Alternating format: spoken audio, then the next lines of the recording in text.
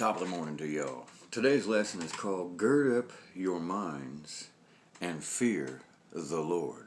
Gird up your minds and fear the Lord. Let's get right into this. I'm over 1 Peter. 1 Peter, I'm going to start reading at verse 6.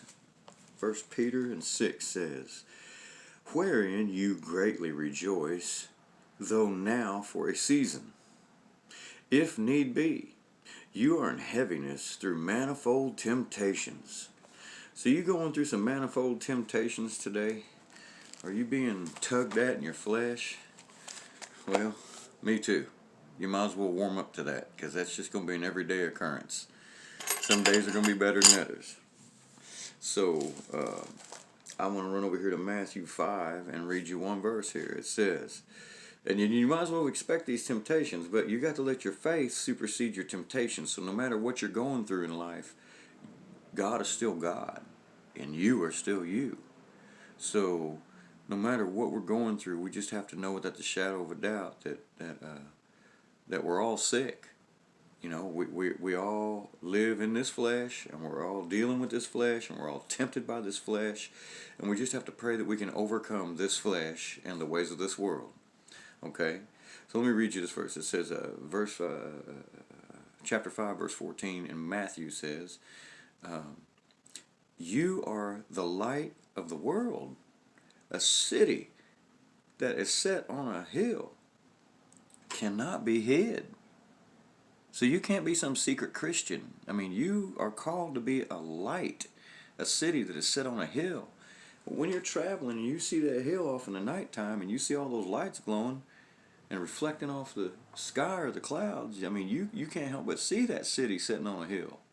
That's what we're called to be in our faith. A workman ready to give an answer for his faith, right? Let's go over here to Romans. Go over here to Romans. There's John. Acts, Romans. Romans 12.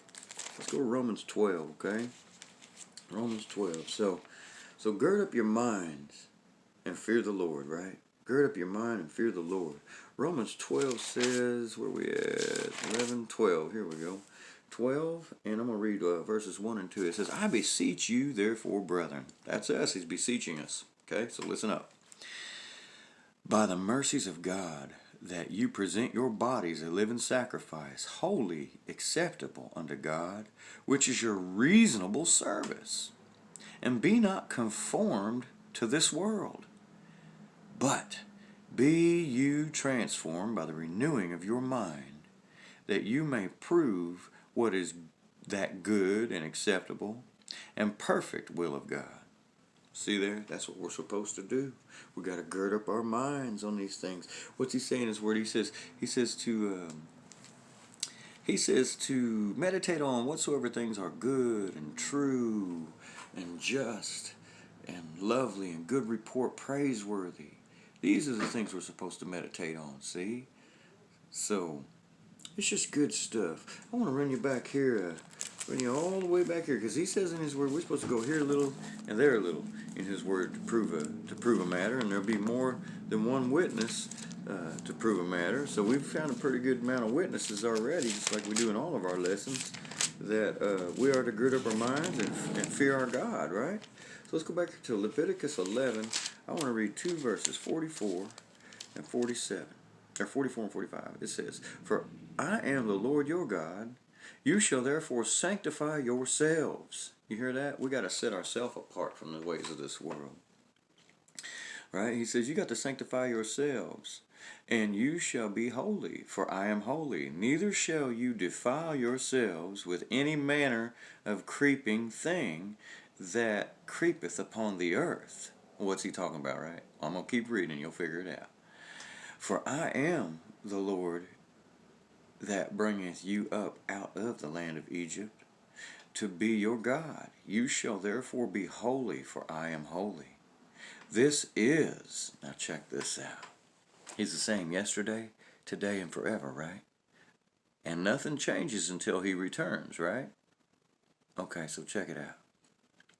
"This is the law of the beasts and the fowl, and of every living creature that moveth in the waters, and of every creature that creepeth upon the earth, to make a difference between the unclean and the clean, and between the beasts that may be eaten and the beasts that may not be eaten. See, it's part of the sanctification process that his children have a menu.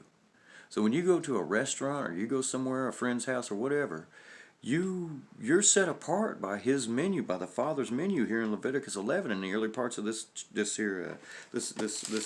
chapter here, 11. It tells you what good for eating, what's not good for eating. And if he's the same yesterday and forever, then that still stands in place. You show me one place in this Bible where the dietary law has been changed. You show me. And I'll show you Isaiah 66 where it tells me that he that is in the garden hiding behind one tree eating swine's flesh shall be consumed by the fire of the Lord. Now you tell me. Okay? So we got to pay heed to these scriptures, y'all. This is what sets us apart and makes us different. See, we have a dietary law. We don't eat pork. We don't eat catfish. Have I ever eaten that stuff? Yes, I used to eat that stuff. I was raised on that stuff, man. But when I read this Bible, and the Father adopted me according to the adoption of Jesus Christ, and he says in his word, well, let me just show you, well, you just read it, what he said right there. He said, this is the law of clean and unclean beasts, right there. He said it. You know, purification until the days, well, no, right over here. It makes a difference between the unclean and the clean, between the beasts that may be eaten and the beasts that may not be eaten. So boom, that's pretty plain as the nose on your face. There's beasts we ain't supposed to be eating, y'all. Right. All right, let's run over here to 1 John. You know, because we are all full of sin. We've all sinned and come short of the glory of God. His word says that. There ain't no perfect man on this planet, folks. Not a perfect man on this planet. But I'm going to tell you right now, if you're trying and you're fighting this fight and you're trying to run this race and you're trying to do everything within your reasonable possibility to be good, and you find yourself sinning, I want to show you something back here. Let me show you something back here. What our Father says through his word. And the living word. That's Jesus. Okay, let's go to 1 John. Take you back here to 1 John, right? 1 John 2, and I'm going to read 1 through 6. My little children, these things write I unto you, that you sin not. And if any man sin, we have an advocate with the Father, Jesus Christ the righteous. Confess your sins to him, and he is faithful and just to forgive you. Let me keep reading. Verse 3. And hereby we do know that we know him, if we keep his commandments. He that saith, I know him, and keepeth not his commandments, is a liar. Well, didn't we just read back there where his dietary law is? Those are commandments. All right? So let's keep reading. He that saith, I know him, and keepeth not his commandments, is a liar, and the truth is not in him. What's the truth? The truth is his word. It's the only truth on the planet we got is the Holy Bible. Verse 5. But whoso keepeth his word, in him verily is the love of God perfected, whereby know we that we are in him. He that saith he abideth in him ought himself also to walk, even as he walked. He's talking about walking like Jesus. Jesus kept the dietary law. Jesus kept the 7th-day Sabbath. Jesus kept all the feast days. Oh my goodness. Hot dog. Look at that. We're learning something now. Let's go over here to Hebrews. Hebrews 12. Go over here to Hebrews 12. Hebrews 12. Yeah, we gotta walk like he walked, man. That's just how we do it, right? Right. Okay. I'm going to read verse 12, verses 6, 7, and 8. It says, For whom the